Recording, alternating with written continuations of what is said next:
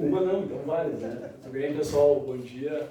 Agradeço a presença, o convite em nome da GECOR, o presidente Matias e a diretoria aqui presente. Também saúdo aqui meus colegas de mesa e parabenizo já de antemão pelas apresentações. E também as amigas e os amigos presentes aqui que a gente praticamente se conhece de longa data e somos ou parceiros de negócios ou realmente amigos. Nesse primeiro momento gostaria de agradecer aqui e tornar público o trabalho desenvolvido pelas associações, pelo Sindmadeira e aí culminada pela Assembleia, aí na pessoa do deputado Búrigo, pelo trabalho incansável na Frente Parlamentar de Silvicultura, o apoio que o governo executivo também deu em todas as esferas, aí, em todas as secretarias, por esses avanços que ocorreram nesses últimos anos. Então, aí para quem está no setor aí já há alguns anos e acompanhou e participou ativamente desde 2008, a gente vê que nesses últimos 2 ou 3 anos realmente tivemos um apoio e um incentivo do poder público do Estado do Rio Grande do Sul para que a gente pudesse ter essa virada de chave. Então, nesse primeiro momento, gostaria de disponibilizar ao público, se alguém tem alguma pergunta. Caso não tenhamos, eu já vou fazendo algumas em paralelo e aí, pelo avançar da hora, deixo a mesa aberta para os colegas. Caso não tenhamos perguntas, eu vou fazendo algumas. Só está com fome, acho. Bom, então eu vou começar com o Gabriel. Eu acho que é um pouco também do perfil do nosso público aqui, dos produtores florestais em especial, que muitas vezes a gente vê os avanços acontecerem nas normativas, dos projetos de lei, no CONSEMA. Quando é que o produtor que realmente está querendo talvez colocar muda no solo já vai poder verificar essa mudança do zoneamento na prática, né? A gente sabe que toda a estrutura governamental tem o seu tempo, mas quando o produtor vai perceber na prática a mudança da atualização dos AS no seu dia a dia. Obrigado, Ruther, pela pergunta. A resposta é bem simples, já está sentindo, né? O zoneamento ele já está aprovado, né? Já tem condições, hoje, dos processos que já entram sobre a nova ótica do zoneamento que está aprovado, então ele é avaliado com a equipe técnica sobre a ótica do zoneamento que está em vigor. E as demais normas que a gente comentou aqui, especialmente a questão de transformação aí de licenciamento para cadastro, isso ainda tem seu fluxo de aprovações, seja via Assembleia Legislativa, seja através de resoluções do Conselho, né, que a gente imagina que vai entrar junto com o novo marco federal, que seja fevereiro de 26, essas novas normativas devam estar avançando aí para e passo com a nova norma federal. Pelo que a gente pode perceber aqui, o PL da silvicultura me parece que está caminhando já, né, com esse cronograma, então me parece que as coisas estão avançando dessa forma. Tá bem, pessoal, então oficializando, né, a gente geralmente sai dos eventos, mas isso não chega na minha propriedade, eu não consigo fazer, isso, aquilo.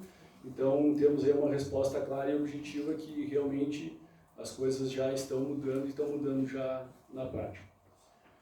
Felicete, falaste ali um pouco da questão da fitossanidade e tudo mais, mas a gente sabe como o setor, após, digamos assim, esbarrar nas amarras aí do zoneamento anterior, a gente tem algumas carências do pequeno, médio, assistência técnica. Como a Secretaria talvez pensa em utilizar o fundo aí do Fundeflor para que realmente o recurso arrecadado pelo setor chegue lá onde a gente precisa qualificar melhor, trazer algumas tecnologias ou alguma questão associativista aí para que a gente veja que as taxas pagas lá estão realmente proporcionando aí um melhor desenvolvimento tecnológico, pessoal, social e ambiental para a atividade de silvicultura.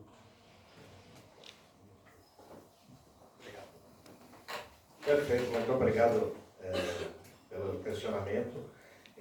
A gente nota uma necessidade grande de apoio ao pequeno e médio produtor, né? Em que pese que as empresas suprem muito bem assistência técnica, né, esse trabalho de assistência técnica e extensão pelo setor florestal, ele é muito bem desenvolvido, mas existem ainda lapsos, existem algumas ações que devem ser tomadas, em especial nessas questões da fiscalidade e questões principalmente que eu me refiro, da consorciação da atividade com outras, né? Por exemplo, o silvopastoril, ou a adoção o uso de florestas plantadas para conservação do solo e conservação da água na propriedade, enfim.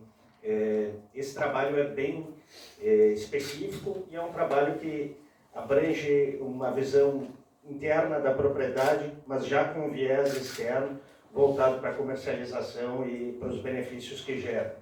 Então, o Fundeflor hoje ele tem essa possibilidade de uso. A Secretaria da Agricultura tem adotado editais como forma de disponibilizar esse recurso, né, na forma de contratar empresas sem fins lucrativos que venham, associações, enfim, entidades sem fins lucrativos, que venham a representar o setor e estender esse trabalho do fundo através da aplicação desse recurso. Essa é uma forma que pode ser vislumbrada, pode ser adotada, né? A gente tem os contratos também com empresas públicas, como a Emater, né, que é um contrato que a Secretaria celebra anualmente e exige já algumas contrapartidas na atividade florestal. Mas eu acho que o principal seria o fomento dessa atividade e o trabalho junto a entidades como a própria Emater, que é a extensão pública, o Senar, que é o serviço de aprendizagem e já trabalha bastante nesse sentido, e o desenvolvimento de ações, em especial os profissionais liberais. Eu acho que essa é uma força de trabalho, muitas vezes, não muito bem aproveitada pelo setor, pela sociedade civil, pelo Estado e pelas empresas. Acho um potencial muito grande o trabalho dos profissionais autônomos, liberais, responsáveis técnicos, que podem estender esse trabalho, trazer o conhecimento, muitas vezes investimento de universidades públicas ou investimento próprio do profissional que demandou para a sua formação, para levar esse conhecimento aos produtores. Então, uma forma de viabilizar isso seria muito interessante. Eu acho que o Fundeflor pode ser uma porta um caminho nesse sentido, de viabilizar acesso dos produtores aos profissionais da área, certo? Temos que pensar uma forma nesse sentido, né? Mas de imediato a gente sabe, temos o Senar, temos a Emater, temos outras entidades também que trabalham essa forma de assistência técnica e que levam esse conhecimento, levam essas possibilidades. Especialmente nessa diversidade de trabalho que envolve as florestas plantadas, não só a questão do plantar e produzir madeira, plantar e produzir celulose, mas os benefícios do sequestro de carbono, os benefícios na conservação do solo e da água, na diversificação das propriedades, enfim. Isso, de certa forma, o produtor muitas vezes tem conhecimento genérico e a gente precisa de um aporte técnico nesse sentido. Acho que uma iniciativa voltada para isso é bem-vinda e é necessária. Temos pensado em algum formato nesse sentido.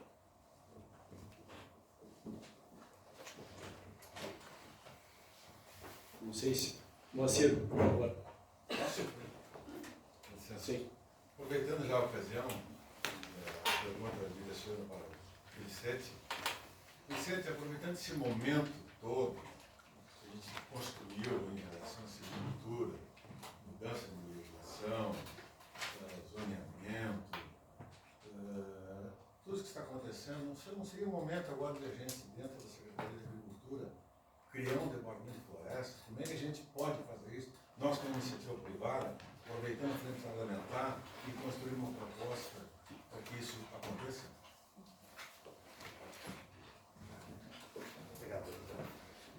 Obrigado, Moacir. Agradeço o questionamento. A gente, na SEAP, apesar de uma administração direta, uma burocracia, vamos chamar assim, né? Mas a gente busca sempre trabalhar com dinamismo e proporcionar resultados aos setores produtivos. E a burocracia é um mal necessário, né? Hoje temos noção disso, que o fato de ser burocrático não é um problema em si, mas é um viés de tornar possível políticas públicas que são sólidas, que são adequadas, que são permanentes e geram resultado. Então, a Secretaria hoje ela está trabalhando com 7 departamentos, né, 4 finalísticos, um de pesquisa, um de defesa animal, um de defesa vegetal, que aí eu respondo e trabalho nesse sentido, buscando acessar os diversos serviços, incluindo o setor florestal, muito bem conduzido aí pelo trabalho do Fabrício Azzolini, e em conjunto com o setor. E temos o departamento de infraestrutura, que trabalha muito essa parte de recursos hídricos e estradas.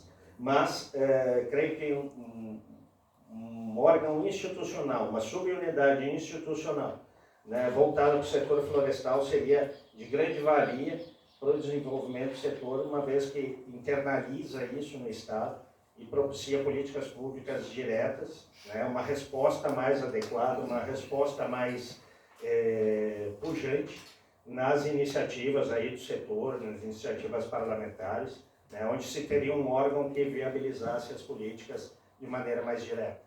Né? Então, porque hoje é meio que um se vira nos 30, a gente trabalha, agrotóxico, praga, diversas culturas, então o setor florestal, pela pujança que tem, pelo resultado que traz ao Estado, entendo que merece uma presença institucional para viabilizar esse trabalho dentro da Secretaria.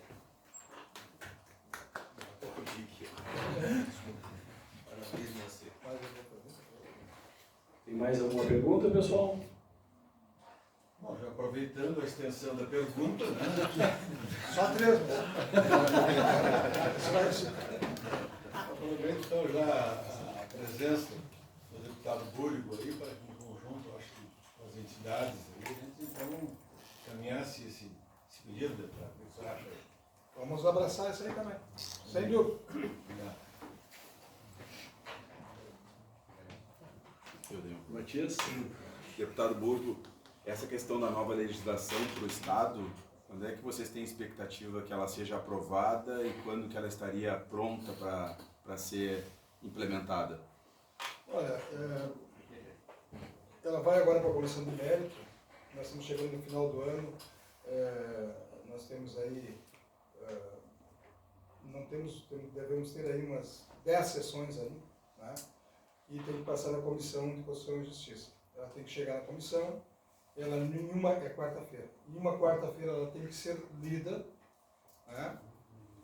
Depois na outra ela vai ser distribuída, o que ela ser distribuída? Vai dos 12 membros, menos eu e o meu colega do MDB, não pode ser do mesmo partido, que pega a relatoria.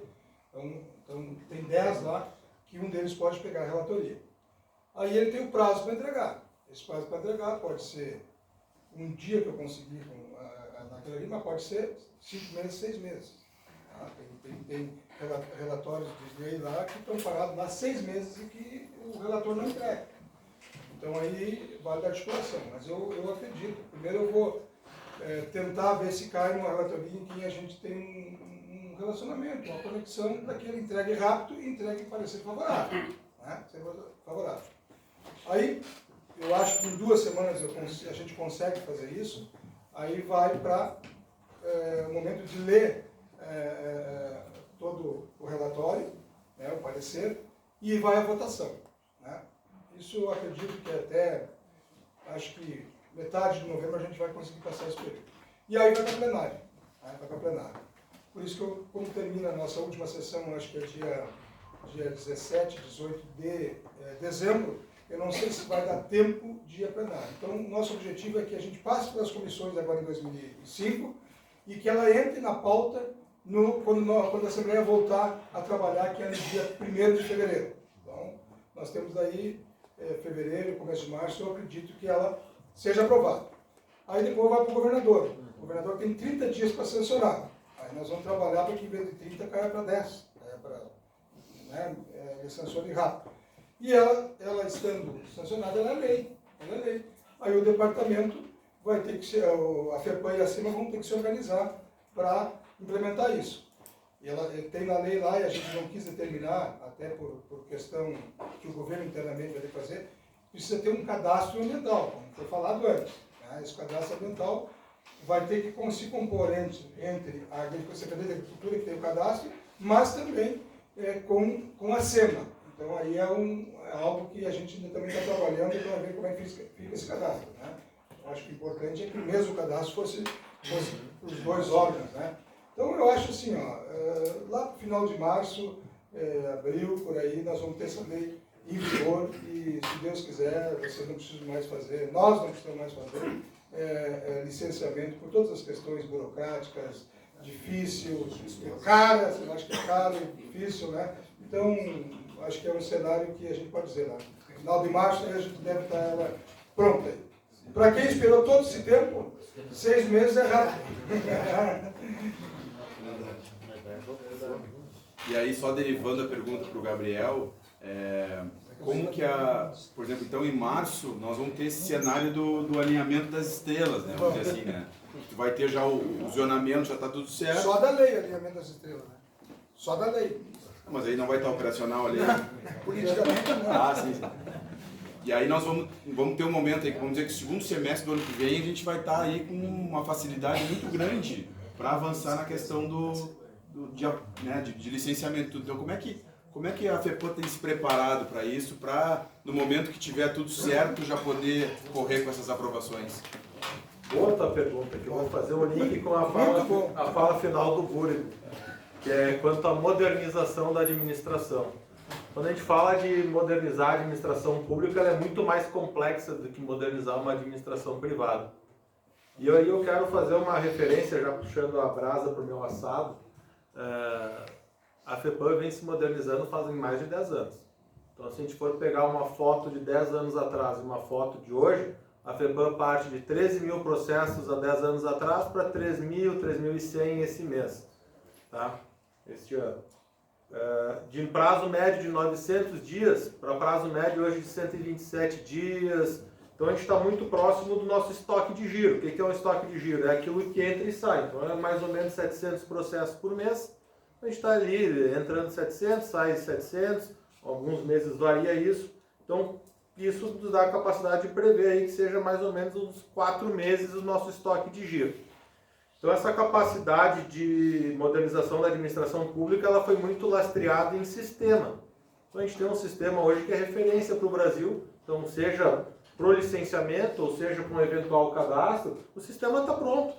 O sistema, então, a hora que entrar em vigor, tenha certeza que a FEPAM estará preparada, né, para fazer a operacionalização das novas normas. Além da norma como já foi dito aqui, da silvicultura específica, a gente tem outras tantas normativas que a gente está adaptando em virtude do novo marco federal, mas a ideia é que para fevereiro do ano que vem, todo o sistema esteja operacional, já esperando estar pronto para operacionalizar. Porque se não for assim, a gente vai gerar insegurança.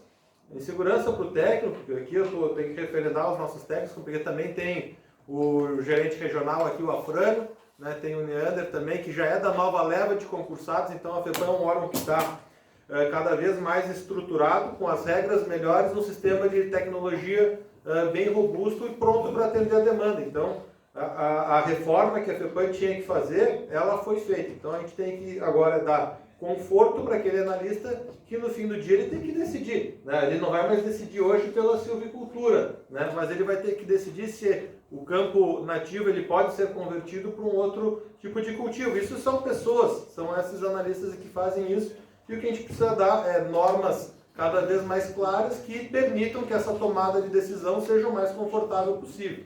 Então esse é a nossa principal preparação, né, para chegar nesse momento e evitar o impacto aí para ambos os setores.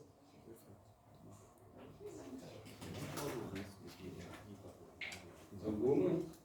Enquanto o pessoal vai pensando mais um pouquinho, vou fazer então para o deputado Búrigo. Acho que todas as perguntas ou todos os ensejos até o momento sempre foram no sentido de pedir. Então também gostaria que o deputado comentasse com todos aqui da plateia qual que é o nosso papel nesse processo agora, nesse final de caminhada, como as associações, como cada um dos produtores que estão aqui, como cada um dos representantes que estão aqui podem ajudar nesse processo para que a gente tenha êxito e tudo corra da maneira como estamos pensando. Acho que é importante o que tu colocou. Mas eu sou testemunha, tá? Que vocês aqui têm um setor que está unido. Então, tem 3 entidades que representam o setor, o Cindy Madeira, a GEFOR e a HFOR, que estão trabalhando juntos, que querem chegar no mesmo objetivo, que conversam, que não têm ações paralelas ou divergentes, né? Acho que isso é um grande caminho. Então, é a unidade do setor. E para isso eu vou dar um exemplo. Eu sempre também ajudei muito o setor da cervejaria artesanal, tá? Desde quando eu era secretário do Sartori e tal, porque Santa Catarina baixava o ICM para artesanal e aqui ficava alto. Então começava a vir cerveja de Santa Catarina para cá. E a gente fez algumas ações e chegou um determinado momento, eu já era deputado, que eu continuei conversando com eles, tinha mais outras coisas a fazer. Só que eles têm 3 entidades. E não se conversavam. E tinham divergência. Aí eu recebia uma e que tal coisa. Aí a outra, não, isso aqui não pode, tem que ser por aqui. Tem que... Chegou um momento que eu disse, vocês não me procurem mais sozinhos. Eu digo que vocês se unirem e virem as 3 aqui sentar na minha mesa, eu vou conversar com vocês e vou brigar pelos pleitos de vocês. Agora assim não dá. Assim não. Então, parabéns por vocês terem 3 entidades que conversam, que convergem com o mesmo objetivo. Isso é o primeiro caminho para que a gente possa ter êxito naquilo que nós estamos precisando, né? E o que vocês podem fazer é essa unidade, e eu lá como frente parlamentar, nós somos portadores da demanda de vocês, né? Eu até conheço um pouco o setor, mas eu não sei o que precisa fazer, mas então tem que ser demandado. Ó, deputado, nós precisamos que tenha uma lei que faça isso, isso e isso. Vamos brigar por ela. Nós precisamos ter uma interlocução com a Secretaria da Agricultura, com a FEPAM, né? A gente está aqui para isso. E eu quero, me permite aqui fazer uma referência aqui ao Gabriel, sobre a FEPAM. Nós tínhamos um momento, até pouco tempo, que a gente tinha medo de conversar com a FEPAM, os técnicos. Nós tínhamos medo. Isso eu falo porque eu passei por isso com o Tribunal de Contas do Estado. Os prefeitos não tinham medo de falar com o Tribunal de Contas. Porque os técnicos vão lá, vão colocar empecilho no meu trabalho, nos meus processos e tal. Hoje se desmistificou. Os prefeitos conversam com o Tribunal de Contas, com os auditores, com os conselheiros, tranquilamente. A FEPAM é um pouco isso. Até pouco tempo atrás, o empresário tinha medo de falar com a FEPAM. A FEPAM não é o bicho-papão. Os servidores, os técnicos são competentes. E precisa o quê? Precisa alguém como a Ana Pellini, que foi secretária, como a Marjorie, como o Renato, que é presidente, como o Gabriel, que é diretor técnico, saber conversar com os seus servidores. As pessoas dizem, mas tem que manda lá fazer isso, manda essa licença. Não existe mais isso, isso passou, isso foi há 30 anos atrás. Hoje o servidor, o técnico, seja da FEPAM ou da agricultura, ele tem responsabilidade. Tudo que ele assinar ali, ele tem responsabilidade pro resto da vida. Se alguém denunciar para o Ministério Público, ele vai ter que responder o seu CPF. Então, quando a gente consegue fazer alguma coisa harmoniosa, combinada, é muito mais fácil. E agora me permite um bastidor aqui. Posso? Ele mencionou antes.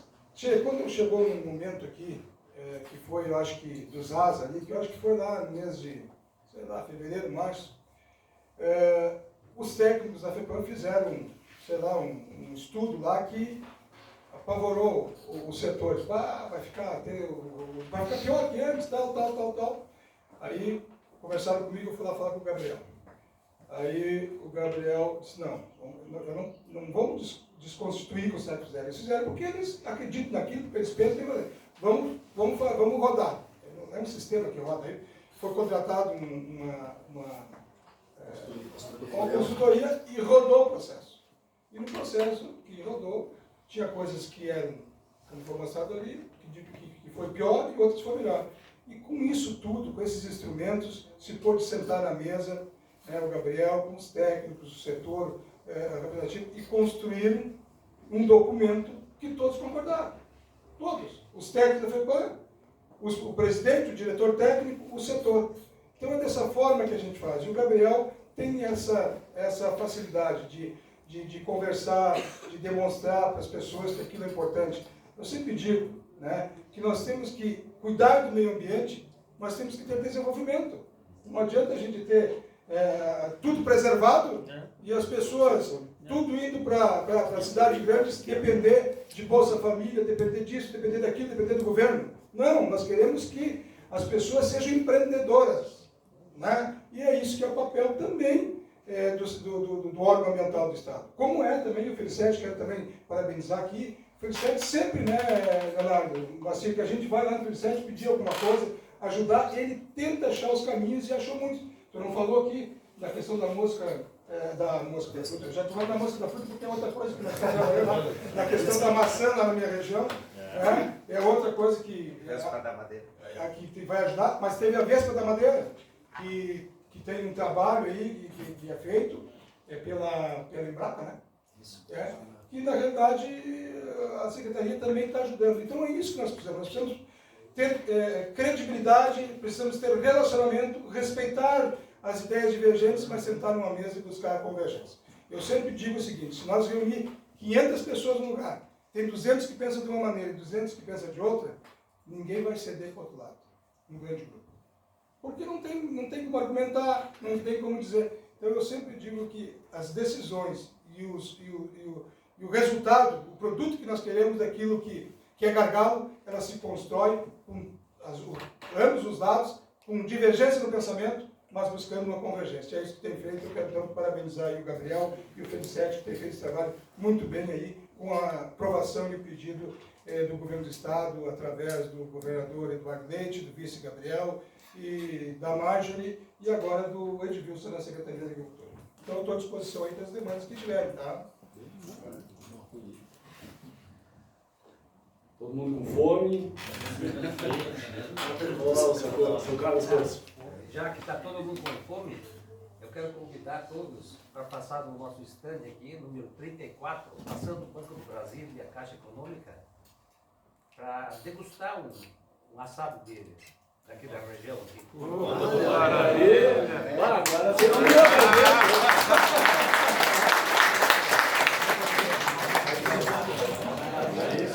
Ô, seu Carlos, Sim. eu quero dizer para o senhor o seguinte, todo mundo falou batendo palma, mas ninguém bateu com tanto entusiasmo. Mas olha, quero também cumprimentar o grau de perfeição dos comentários sobre a madeira, sobre a silvicultura. Meus parabéns para vocês. Valeu. Matias, então, quer fazer a palavra de encerramento. Agradeço a presença da mesa, pessoal. Obrigado.